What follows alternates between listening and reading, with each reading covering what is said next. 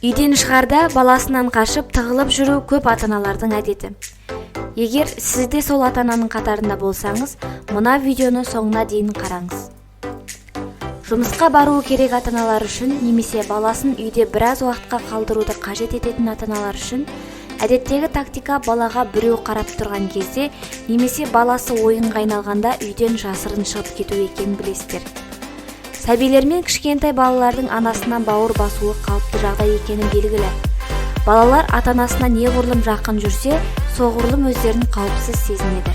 Сондықтан, егер анасы кенет көзден таса болса, баланың жылай бастайтыны түсінікті. Бірақ көптеген ата-аналар өзінің кетіп бара жатқанын, баласының көргені жақсы екенін түсінбейді.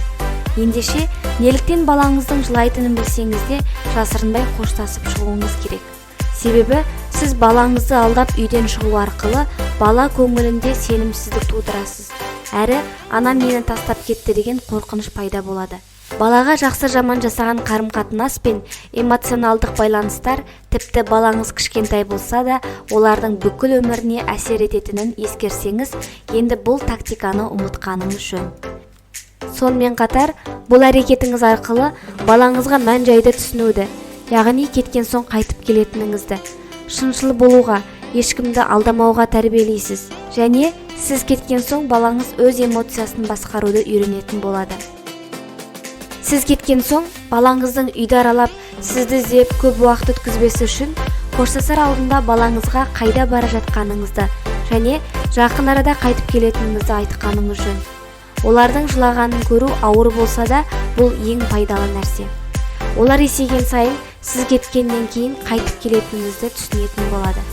Баланың жасына және ата-анасымен қарым-қатынасына байланысты анасы кеткен кездегі реакциясы әртүрлі болуы мүмкін.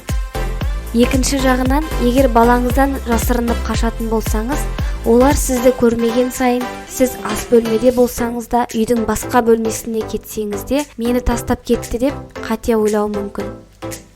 Балаңызға 5 минут көрінбей қалсаңыз, ол аласұрып сізді іздеуі мүмкін. Баланың өлшемінде 10 минут деген әлдеқайда ұзақ уақыт. Уақыт өте келе, бала анасының қайтып келетінін түсінетін болады. Және баланың жылау уақыты мен жиілігі де азаяды. Әкесінің немесе басқа да адамдардың қасында болғанда бет албады сізді іздеп жыламайтын болады. Яғни сіз басқа бөлмеде жүрсеңіз де, балаңызды үйдегілердің қолына емін-еркін тастай аласыз. Әдеттегідей, сіз балаңыздың жасына байланысты әртүрлі тәсілдерді қолдануыңыз керек. Егер сіздің балаңыз бірнеше айлық болса, бірдеңені түсіндіру қиын болады. Сондықтан, оған кетіп бара жатқаныңызды қол бұлғау арқылы көрсетіп, содан кейін оралғаныңыз дұрыс. Сіз кеткен сайын балаңыздың жылап жатқанын көру ата-ана ретінде қиын және ауыр болады. Егер сіз балаңызбен өте жақын және сенімді қарым-қатынас орнатсаңыз, балаңыз сіздің қайтып келетініңізді біліп, жыламайтын болады. Сөйте келе, сізге үйден шығу аса үлкен мәселе болмай қалады.